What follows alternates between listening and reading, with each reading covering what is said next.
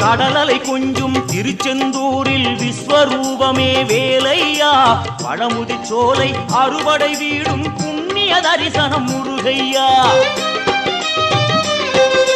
திருநீர் அணிந்து வரும் போது நெஞ்சில் நிம்மதி பிறக்குது கந்தையா சுகனே சிவனார் மகனே உன்னை பாட பாட சுகமாகுதையா வேல் முருகா அரோகரா அரோகரா வேல் முருகா